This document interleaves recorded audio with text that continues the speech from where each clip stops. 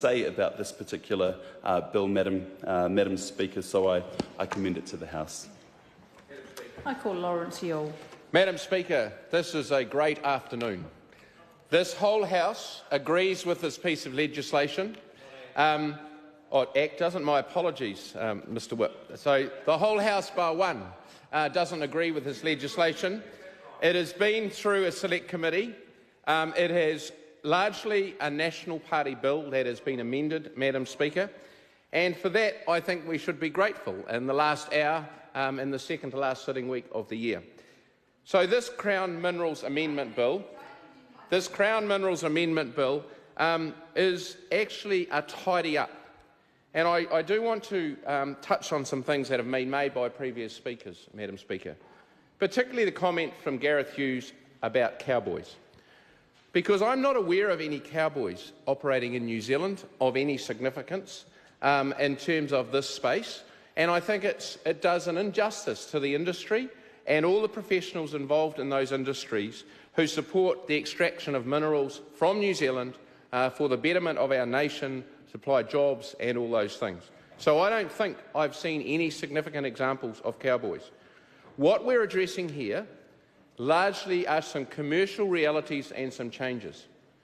If, in fact, there is a change of ownership or a shareholding dilution or some other change of the entity that has the permits, then there needs to be a way that that can be represented and managed in a commercial way. So obtaining a permit from a minister pre a change of ownership in the commercial world we operate in is not that easy. If you have shareholders, if you're on the share market, if there's a whole lot of things, that's not an easy thing to do. And in reality, what we're trying to do is manage protecting the environment and the concerns that people have versus the commercial reality of the management of the Crown Minerals Act. And why are we doing that, Madam Speaker? We're doing it because New Zealanders want to make sure companies follow the rules in which they've been granted consents under, whether they're the RMA rules, the Crown Minerals rules, local authority rules, or in fact any other rules. They want to make sure that that compliance is sought and managed and looked after.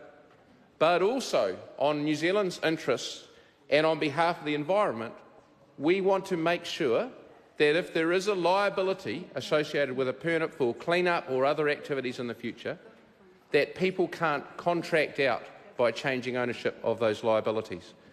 So, Madam Speaker, there are new sets of regimes, there are significant fines, there is a whole lot of technical things in this bill, but in reality what it does is it modernises the Crown Minerals Act. It allows for some very sensible commercial reality to pay in the terms of change of ownership of various entities, and importantly, it makes sure that the nation of New Zealand looks after its environment, its liabilities are looked after by subsequent owners. And in closing, I think this is a wonderful example across the Parliament how we can all agree on doing something that's very sensible.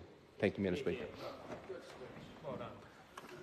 Madam Speaker. I call Paul Eagle. Look, don't get too excited because I'm pretty